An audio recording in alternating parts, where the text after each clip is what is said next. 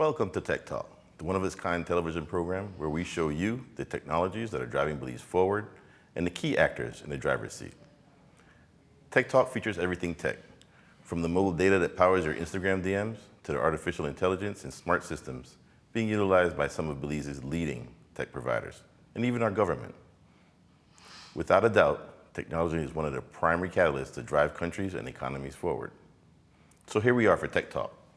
I'm your host, Kimana Barrow. Most of us can agree that technology is like a rocket ship, blasting the country towards development. Here in Belize, we're doing quite a bit already. And while the private sector is responsible for a lot of the innovation, our government is very active. The government's Central Information Technology Office, CITO, is responsible for much of the government's in-house technology solutions. And in light of that, we feature CITO in this week's BizTech. I welcome our guests tonight, CITO's very own Mr. Francisco Gonzalez and Alvin Rowland. Gentlemen, welcome. Thank you. To get the show rolling, I'd like us to hear what CITO's main responsibilities. A lot of people don't know much about CITO, especially since you guys are never on the news. What do you do and how do you do it? Well, I think that's kind of a good thing that we aren't on the news, because typically when you hear government is on the news, it's usually for something bad. And in IT, you have a saying, if people don't know about you, it's because everything is going well. When something's going wrong, that's when people know you exist. So it's better people don't know you exist, because then that means everything's running smooth. Yeah. So, give us a little bit of background about, what CITO exactly does. Well, we are government's main IT department. We function as the government's IT department, although we are a unit under the Ministry of Finance. So our main responsibilities are for the public financial management systems, which are the Standard Integrated Tax Administration System, SIGTAS, which is used by both GST and Income Tax Department. And we also manage SmartStream, which is government's payroll, HR, and accounting software. Okay. And aside from that, we also do hosting. We do software development for other government departments and even for third parties. Okay. Is there any clear mandate for CITO furthering government's e-services, like some dictate from the Prime Minister? Or how does that work? Well, CITO does have a mandate with respect to the e-government policy. Originally, it wasn't assigned to us. What had happened some years ago, it was originally under the Ministry of the Public Service. Mm-hmm. And then it was when there was a reshuffling of cabinet. Within the cabinet, they had created a Ministry of Technology, I believe. Energy, Science, Technology, and Public Utilities. Correct. Yeah. And they became responsible for it. And then CITO, basically, we were in charge of doing the implementation and they were in charge of the policy. But once again, after there was another reshuffling, then it basically became our mandate. And we were the ones that were asked to not necessarily be the driving force, but basically the implementers of any of these services that government departments or offices would need. Mm. I mean, at the end of the day, we can't go in and dictate to people, any office, of what they should or should not implement. We are basically, like consultants, and we are the ones with the expertise and the tools that they would need in order to get this done. But they have to be the ones that need to see the advantage and how it can help them. But you can basically, as the old saying goes, you can lead a horse to water, but you can't force it to drink. Mm-hmm. So technology, you can have all the technology in the world, but if you're not willing to use it, then it's just basically useless. Right. Mm-hmm. So would you say that CITO is more concerned with developing solutions or managing the solutions that government already has in terms of? I would say it's more helping the different ministries identify solutions and look at what they currently have, take a step back and see the big picture, and then try to find whether their current IT solution works, does it not work, can they find something that will work, do they need to realign their business processes, do they need to realign certain functions that they do for them to get an IT system that would work for them. That's one of the biggest issues right now with government. It's trying to get people to adapt to something new. Because when you get a new IT system, it's like a new toy. You don't know how to play with it. So you're used to doing things the old way, but I mean, you have that aspect of change management that you have to force somebody to, well, not force, but you have to get people to use the new technology. Otherwise, people will find workarounds and they will keep doing things the way that they used to. Yeah. So for those of us that don't know, CITO's one of CITO's most impressive accomplishments was the creation of SmartStream, the solution which facilitates government's financial transactions for public officers, contract officers, and even vendors. Basically, unless you are registered on SmartStream, you can't even collect a single cent from the government. Let's take a look at this video to get a quick understanding of how SmartStream works. In 2006, I believe it was when SmartStream had started a couple of years before that as an EU project. Then back then you had people paying with vouchers, everything was done paper-based, you had handwritten receipts given out, you had no accountability or auditability in the sense that how can you keep track of a sequence number of a receipt when it's all over the place because everything is done manual. You can't have one central eye looking at so many different receipt books.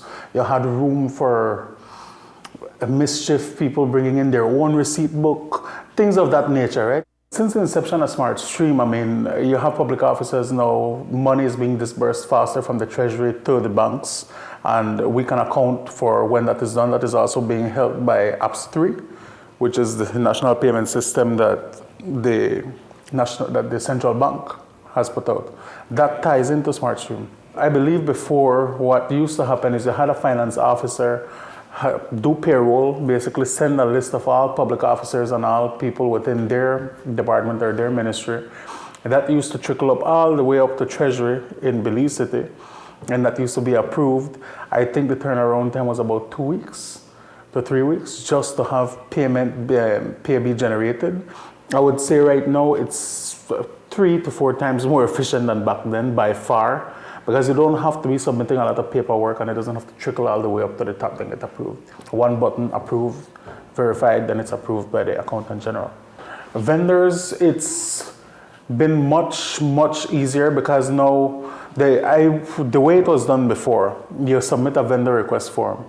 Then that form has to trickle all the way up from your finance officer to the finance officer at Ministry of Finance or Treasury, then to the financial secretary. That has to be approved. Then it goes back that same chain for the vendor to be able to get a purchase order. Then that vendor would go to the Treasury Department and get his monies. Now, a purchase order is generated within a day, and the vendor gets that, and end of story.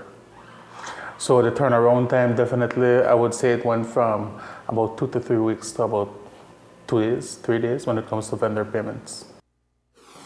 I just want to clarify, even the person who caters $20 panadas from the government has to be on SmartStream to get paid. Is that what you're saying? Yes. That's basically not true.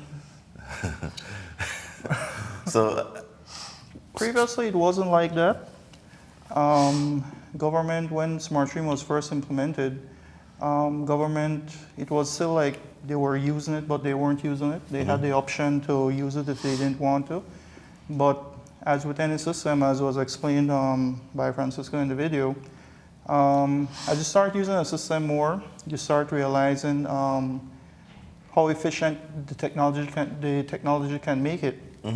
So what they eventually started to do, they said that, okay, fine, so we can have proper accounting, because these people that weren't on it, they would basically be hard to reconcile. So by putting them on the system, in fact, even requiring that they have a bank account, that made the system far more efficient. You know, so it's things like these that technology can gradually show you how things can become more efficient and more accountable. which brings me to my next question. What's SmartStream's ability or role in enhancing responsibility in public financing? Well, SmartStream, I mean, I think the video had said it all, but if you have the data readily available to you, it's much easier to process, as opposed to be going through all these manual ledgers and books, things like that. You can do far more analysis. You can utilize more technology. I mean, I think we're all hearing about AI and all the rest of that stuff that makes it easier to find trends and different things. You can't, it's very hard to do that if you have like a manual piece of paper with something written. You'd have to be rewriting and rewriting to get the report that you want. But if the data is readily available, you can immediately see exactly what is happening. And SmartStream has controls in it as well, where previously, I think we were discussing this earlier, that you can immediately see what is being spent. Yeah. And you can also control what is being spent. For instance, something that came, even though when SmartStream was first implemented, the function was there, but they weren't using it. They have something called funds control, where if the office, the ministry, whatever it might be, if you're budgeted $1,000 for whatever, you can't go beyond that. So, which is far better than the old system where you can say, well, I only have $1,000, but no one's there to actually check it. And for them to check it, you know, they'd have to physically come to your office, look through your books. Now with SmartStream, the system automatically locks you out and say, you know what, you don't have that spending capability anymore. You already went beyond that. So does that mean that a minister can't authorize his own payments? That's what everybody at home wants to know. Not if there's no money in the account left, then funds control will lock you out, as the director said. Technically, remember, the only one that really has control over government finances would be the finance officers and the CEOs. The CEO is the accounting officer. The minister can authorize them to do the expenditure, but they can't actually go in and say, you know what, they don't even have an account on SmartStream. So they have still the accounting principles in place in terms of how it should work. But that's basically, I mean, at the end of the day, you know, if the minister says, you know what, for whatever reason, you know, I want this to be spent, then they go through the process and so forth. You know, but at least But it's there's still accounted accountability. for on Yes, the exactly. SmartStream. There is accountability for it. Okay. Right. And just to add a little bit more, we're going one step further now. We recently acquired what's called SmartStream projects, which now allows the government to be able to track expenditure on public sector investment projects and funding. So if there's an EU-funded project, what can happen now is you can see where money is being disbursed at every stage, as opposed to getting an aggregated sum after a month or two and you don't know really what it was spent for. Maybe it was spent for panades, you don't know, it shouldn't have been, when it's supposed to be spent for the road. Yeah. Yeah, so things like that. Okay, that's very interesting. So with that kind of scenario, right, is there a way that that's going to reduce corruption, obviously, in public financing? But is there built-in mechanisms that would detect that? So, for example, as you said, the CEO and a finance officer are the people authorized to make a transaction on the system. So, can they together conspire to defraud the government, or is there safeguards against that? There is, I think people who really know technology know there is no such thing as a fail-safe. Right, obviously, You know, but nothing. So, if someone, as you described the scenario, if someone wants to defraud the system, there are obviously ways, if they know the system well enough, there are ways to get around it. But this is where, once again, technology by itself is useless. You have to have the people who administer it and who use it, that they have to play their part as well. okay. So that is why you have the Treasury Department or you have the Auditing Department that would monitor these things. While previously under the old manual system, as I said, you'd physically have to go and do manual checks, which, I mean, if you have ministries and offices dispersed all over the country, it's kind of difficult. You might have to do like a random check. But now they can sit right from the comfort of their office. They have full access to the system, I mean full viewing access to the system. And they can see, they can look at different trends and things that might look suspicious. So that is how they could pick it up. Yes, SmartStream does have certain controls in place, but I think you have to have a balance between complexity and the user interaction as well, because if you make things extremely complex, if there is a bug in it, it's also extremely complex to find it as well. Correct. You know, so there's always this balance that you have to be working with. Yeah. Well, what we've heard so far is truly comforting and informative. But before we continue our rich discussions, we'll take a short commercial break.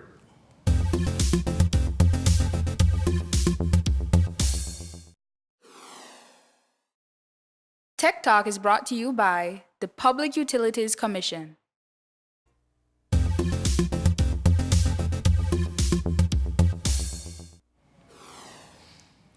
Welcome back to Tech Talk, a one-hour television program where we showcase the basic and complex technologies that are being employed right here in Belize, making our lives easier, processes more efficient, services more effective. I'm your host, Kimana Barrow. I'm joined by Francisco Gonzalez and Alvin Rowland, who are the head of the government's IT unit. But before we continue, let's just check in with what Belizeans are saying on our segment called Street Tech. Apple and Samsung are the most popular phone companies. Can you tell me which country Samsung is from? Samsung, probably in Japan. China. Let me give you some multiple choice. All right, you have Taiwan, South Korea, and China. Taiwan. Korea? South Korea. About how many hours per day do you spend online? About 4. I said about 8 hours. I would say like maybe 4 hours. About 8? Not a lot, maybe an hour and a half max. What government services would you like to be able to access online? The Jamaican embassy. Business licensing, maybe vehicle registration, and also maybe court for any court fines. GST. Renewal of passport. Because right now I'm trying to renew my passport and it's a pain.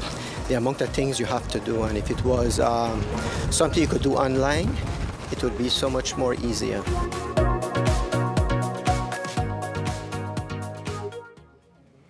Clearly, Belizeans are into their technology.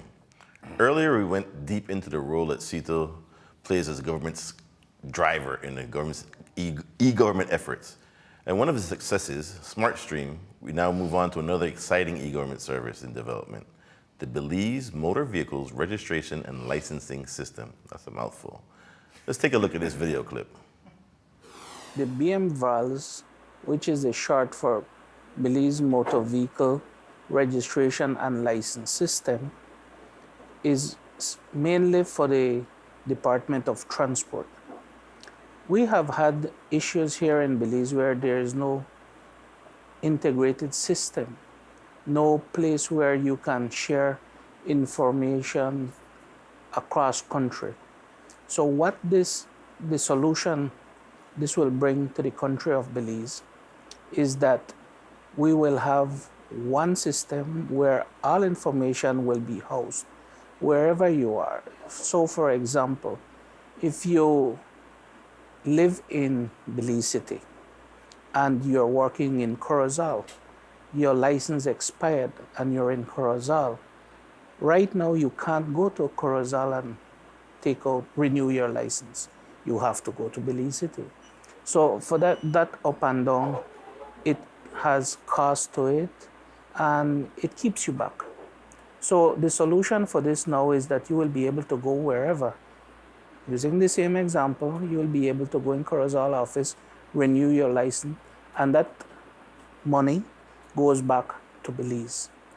Your information on the card will look like it's from Belize. So we're looking at standardizing one license, and this will be both for Department of Transport and municipalities. The time frame for this system is 4 years. We're already in 2.5 years. So we're looking at 2021 for implementation. Gentlemen, kindly explain for our viewers at home how such a system is beneficial to them. Well, you have multiple stakeholders that had to come to the table for something like this. You have the courts, the magistrate system, magistrate court. You have police. You have customs. You have the municipalities, the Belize Mayors Association, and you also have the Department of Transport. Now, this all started with Mrs. Michelle Longsworth, who is the substantive director of CITO, and she and Mr. Crispin Jeffries, who was the former CEO for transport. yeah.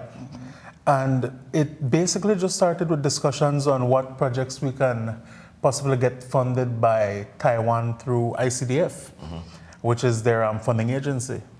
And when BELAPS was being completed, this came up as like a hot topic. One, because the Department of Transport doesn't have any actual electronic system, everything is manual. So they're in dire need of an electronic system. And that's what the first phase that is currently wrapping up is about, is getting them an actual electronic system that they can use. And then it will be tied into customs so that we can track vehicles through their VIN numbers so that people can't be cloning them and selling stolen vehicles. We will also have it tied into the police system because, you know, police also hand out tickets and also for that same stolen vehicle issue. And at the end, we will be linking with the municipalities to get registration information, vehicle registration information, driver's license information, and ticketing information. Basically, just so nobody can cheat the system. So you cannot have a Francisco Gonzalez with a license from San Pedro, a license from Cayo, a license from Corozal, because all of them have been suspended. That's illegal? You're not supposed to have licenses? No, you're not supposed to have 5 licenses. I didn't realize that. So this would pop up a flag if I show up in Toledo and say I want a license. Okay. If it's already been suspended, I will be sent right back to Orange Walk and probably to the court. And if I can add, as was explained in the video as well, essentially, it just means that wherever you are, once there's a place that you can renew your driver's license, do anything dealing with transportation, you can do it from that office, and you're not restricted.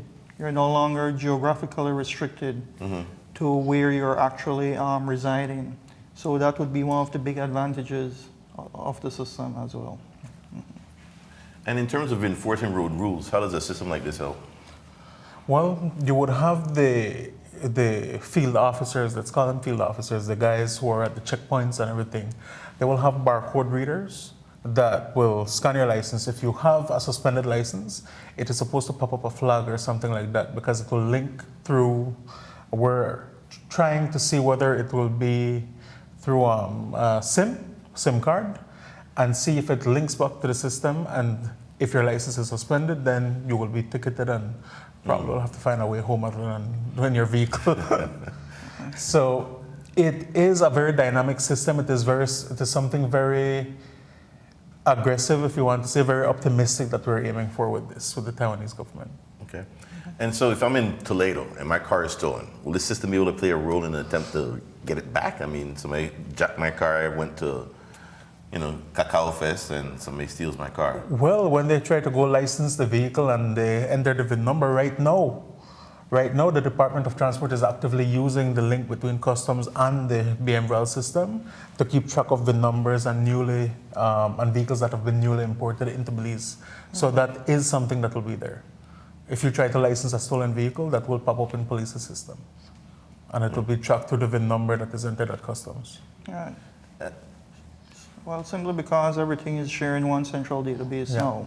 Right. So where previously you might have to be updating one system, and all that information resides on that particular system because everyone is sharing the same database. The minute you update it, anyone else who has access to that database will be able to see it. And so will this system aid any in like the importation of, say, buses, where you have buses coming into the country that shouldn't be coming, because the VIN number is tied into a newer bus than it really is and that kind of stuff?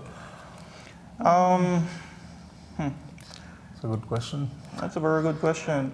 Well, the thing is, I really don't know because when it comes to, for instance, it works along with the Customs Department.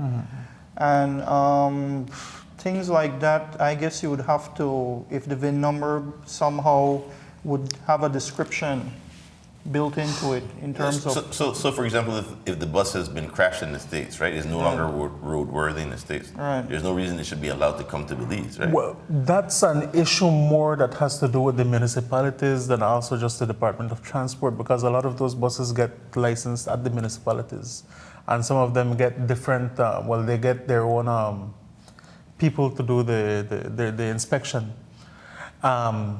I think that more has to do with technical knowledge on what you're doing when it comes to the transport offices and the traffic offices. Okay, so, but wouldn't your system allow, say, for customs to be able to look up, or is that something that a relation that's an external database? You're talking something like Carfax, Right. like Carfax, where you can look up your car and see if it has been wrecked 5 times before. Right. So This is more looking at. this from a consumer protection type of avenue. Yeah, I get what you're If it saying. were able to say, when somebody's looking to buy a vehicle and they take the vehicle to go get registered, it pops up and tells them that, this vehicle is actually a salvage vehicle, and if the person doesn't know that, that kind of information. No, the main scope of this Maybe in project revision is for licensing, registration, and ticketing. Licensing, registration, and ticketing. Yeah. All right. Okay, so good. Viewers, one of the other exciting developments in Belize is the Belize Electronic Licenses Permit System, BELAPS. But before we get into that, let's take a look at one final clip. The Belize Bureau of Standards has the mandate for supplies control, which is that arm in the government that manages the import and export licensing regime. Now, this regime requires importers and exporters to apply for licenses on a day-to-day basis for goods that require a license prior to importation. Before BELAPS was conceived, the Bureau had always been approving licenses, physical licenses, which meant that the applicant would come physically into the offices to apply for a license. And we saw it as necessary to try and move to a virtual platform.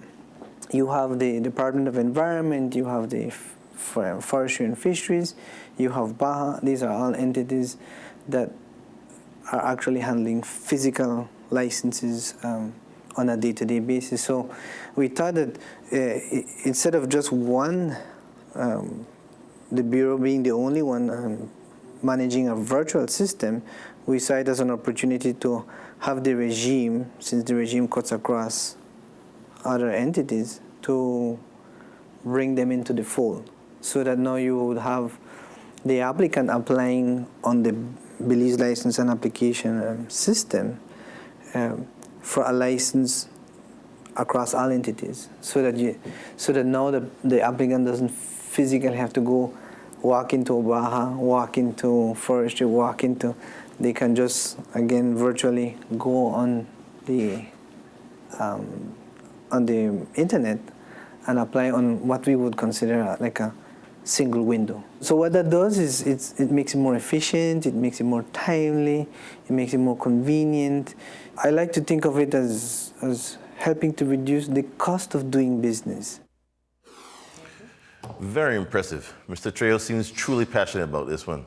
So now with a system like this, enlighten us on how the technology can contribute to make businesses more profitable in the area of agriculture.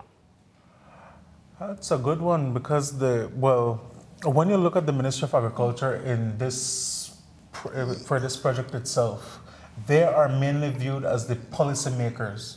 They set the quotas, they set what can be imported, how much of what commodity can be imported, and they also have the ability to adjust as they see the market grow. Mm-hmm. Now, what this does is it helps curb that under the table, because now everything is accountable. If you raise the quota on potatoes, it will be in there. Who did it, when it was authorized, and why.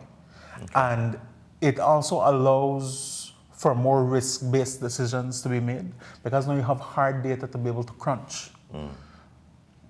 So is there any way you believe this system can benefit regular Belizeans that are not in the agricultural sector? I mean, Yeah. you talked about the cost of the potato and No, well, also you have forestry, you have fisheries, which this system also caters for. Fisheries and forestry had no electronic system before BELAPS.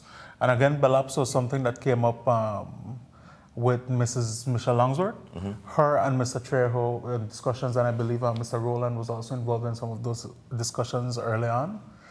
The idea with BELAPS was to have anything that's managed or governed by the Supplies Control Unit regime, import and export, for all of that to fall under one hood, whether it be a forestry commodity, agriculture commodity, a commodity for fisheries, and anything that will require a BAHA permit at the end.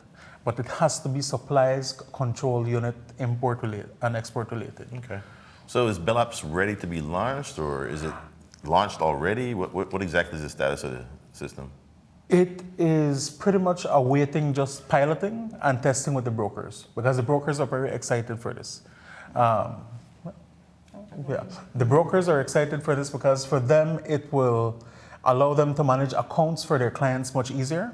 There's a broker module in there that allows you to have multiple clients. You have everything in one single window. It basically also guides the regular Belizean. You want to bring in a mahogany chair or something like that. It tells you what licenses you need. It tells you, okay, you need first a forestry license or a forestry permit. You apply for it.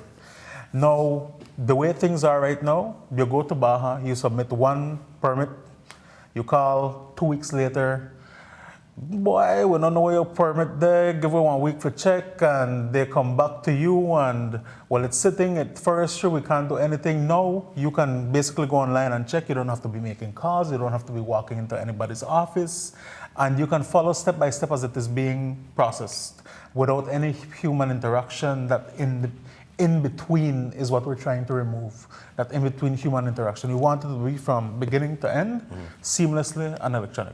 So you would say that the government of Belize, through CITO, is trying to aggressively make business easier to accomplish in Belize? Yeah, definitely. How exactly are the public office? You talked earlier about the fact that if people aren't using technology, it's of no use. How are public officers reacting to this type of stuff? Are they excited about it? I mean, you spoke about the under the table, so are they excited about the fact that that kind of thing can't happen anymore, or it can't be forced upon them? Well, it all depends on which public officers, because remember, government is made up of several entities, right? So even though we're considered like one big family, still yet everyone has their own room, and they have, for the most part, control over that little area. So if, for instance, as with Bureau Standards with Mr. Trejo, I'm pretty sure that his office is excited about it, but once again, because he's a driving force behind that. One of the important things But generally across the whole government, you think it's... Well, as I said, it's difficult to gauge because some of these things might not impact them. Okay. Because they work in one area that might not be, that might not have this level of technology as others. So for instance, if you're talking about maybe Ministry of Works, just as an example, they might have something different.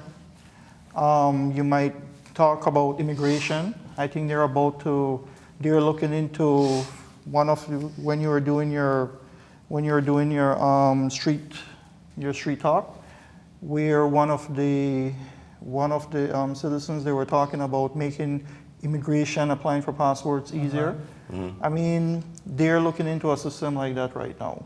Okay. So it all depends on which office or which department you're talking about. And are you guys training the public officers on these new systems, or is it something that it's because it's developed with them in mind, it's something that they knew on the fly? Well, CITO never developed something just for the heck of it. We usually do it in consultation with public officers and with the people that are on the ground, because we want to know what they do. You have to understand what they do before you can develop for them. So yes, we develop systems in mind in accordance with what they do, and not really force things upon them. It's built in accordance with the law and in accordance with your processes and procedures that you have in place. And of course, training and everything Yeah. goes along with it. So it's not just, we build a system, here it is, take it, and we walk away. I mean, it's an entire process in place. Change management is important. And so you're trained along the way in order to get it done. And would you say that, or would you be willing to say, in terms of training and the aptitude of absorbing that training, is there any disparity in terms of the ability of, say, the younger members of the public services versus the older members of the public service? Because,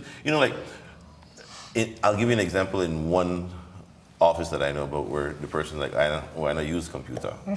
And I found that curious because I know that their job requires that they use a computer. So, Right. have you noticed that? Is that a general thing, or is that?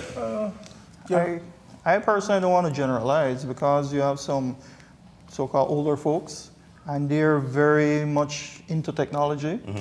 You would find, yes, maybe the younger generation, I mean, they kind of grew up with it, so they understand it. But that still doesn't mean that when it comes to, they're good at exploring, but that still doesn't mean when you're talking about a structured system that might be too boring for them. They might not be into that. So people who didn't necessarily grow up with the technology, they might be more inclined to use it because they come from a more structured environment. So it all depends. I personally wouldn't want to generalize it just like that. Okay. I think it's a synergy of institutional knowledge, as Alvan was hinting at, where you have people, the older folks who know the ins and outs and everything of the department, how things should work. So they're the ones who you more consult with when you're developing the system. The younger ones who more tend to explore are the ones you do user acceptance testing with, because they will find all sorts of ways to wreck your system. And that's how you find your bugs, you fix them and whatnot. So it's a mixture of both, and I mean, once you get that synergy straight and you get the full buy-in from the departments, it's a wonderful thing. So do you guys have any other e-services in development you can share with us or discuss? As the head of the IT for the government, what's the one thing you would like to see implemented for the government of Belize? I love your dream thing to implement for the government. I love the passport thing that the guy from the Street Talk said, that Alvan said is coming on stream, because my passport is about to expire next year. So I don't want to be standing in line out there. I already sweat a lot. I think there's a lot of things that probably could be developed. I mean, one of the ones that I'm sure everybody would like to address would be the vital stats. Yeah. I think that's something that would probably help. But once again, these are things that you have to work along with the office, along with the department. I think there's already recently there was the workshop headed by the Attorney General, and at least they seem to be more focused now on trying to get at least some of the issues resolved. But that's a process, and technology can help it, but once again, it's not the solution to everything. At the end of the day, you still need the assistance of the users of this technology in order to make it successful. That's one thing that is imperative that people understand, is that the system isn't only a piece of software. It involves from the person walking in, the client, to the actual users of the system and the actual software itself. That's it. Gentlemen, I must thank you for appearing on Tech Talk. Thank you. We're now at the close of our BizTech segment. But before you leave, you have anything exciting you need to share with the viewers? I mean, something that you haven't said before? You've told us so much, but... I've put you on the spot. We're a bunch of boring guys. Well, one thing that I'm kind of proud of is, and one of our developers from CITO did it at Skyline. It's a voter. We have two systems we did for elections and boundaries. One is a voter registration system that's supposed to replace the old one, and it's supposed to give you a more hands-on and more statistics-based information on registration. And the other one is one that was used on the referendum election night.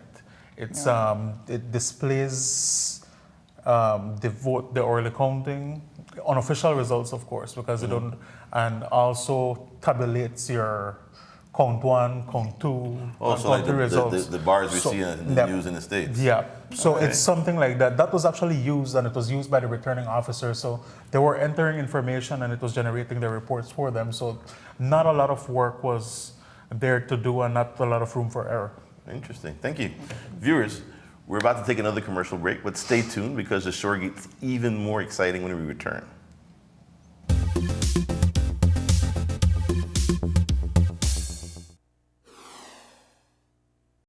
Tech Talk is brought to you by the Public Utilities Commission.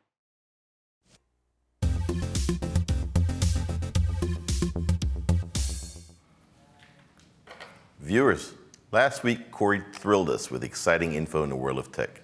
And he's back once again with more tech news. Corey?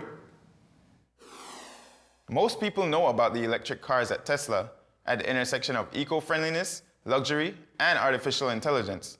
But Tesla actually does so much more. I'm Corey Leslie, and I'm here to serve up today's installment of Tech News.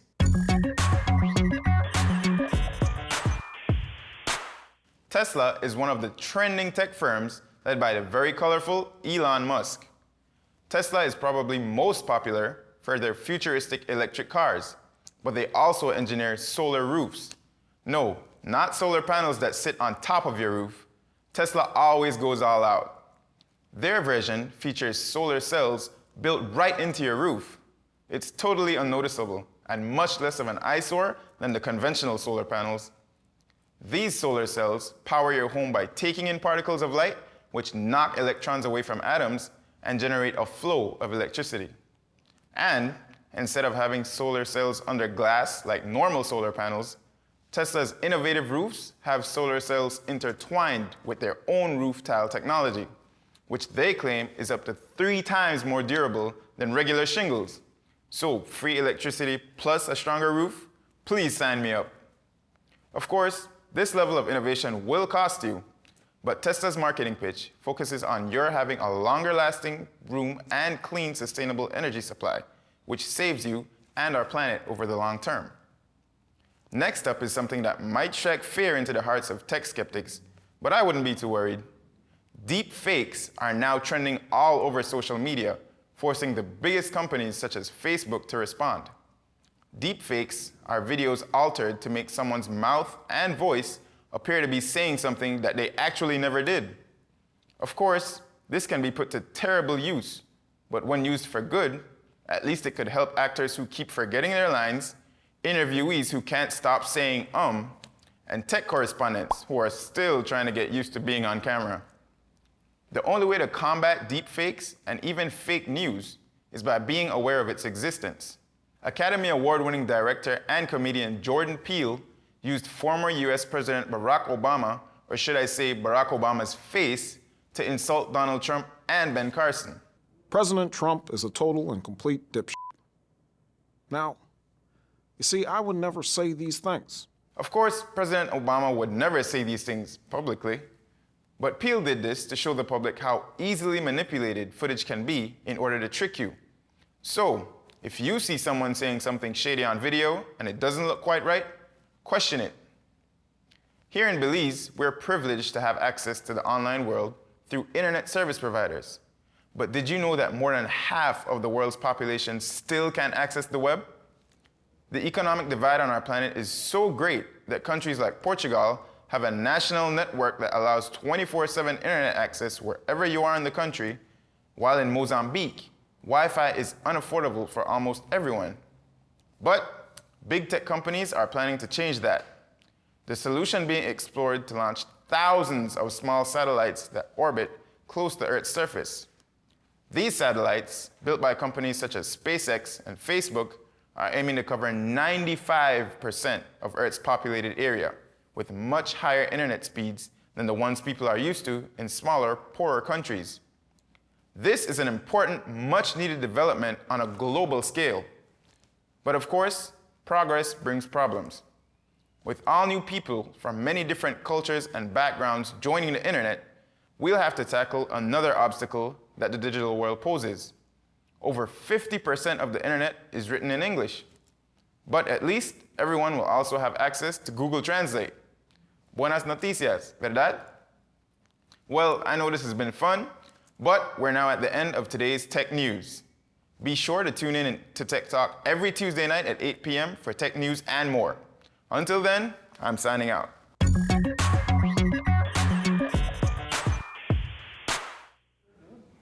Thank you, Corey. The thought of free Wi-Fi across the world is indeed exciting.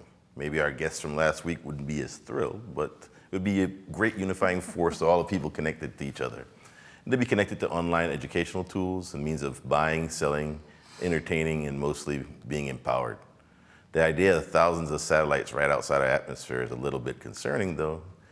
Can't help but think about the movie Final Destination and all the possible ways this could go wrong. Moving on, we now go on to our other correspondent, Alana, who has some more tech tips. Alana? All emails are equal, but some emails are more equal to trouble. That's my favorite quote from the Animal Farm remix. Hi everyone, it's me, Alana, and I'm back again with more tech tips. At this point in the digital world, everyone knows that if an email offer sounds too good to be true, it probably is. You know by now that you don't have a distant relative who wants to give you $5 million in cash, and you should definitely not enter your bank information in the shady website that it links you to. If you ask me, you should delete those emails right away. My first tip, don't fall for phishing. Phishing, with a PH, is a little harder to spot than the older tactics that relied on naivety. Phishers will send out an email that usually contains a cleverly disguised link that's meant to trick you into thinking that it's a legit site asking for your login credentials. But don't let their bait fool you. Here's some online self-defense tech tips. Number 1, never click these strange links. Just clicking it could make you accidentally send the email to friends and coworkers. Number 2 is to check for telltale signs of phony emails like fake domain names and odd spelling like Apple spelled with 1 P instead of 2.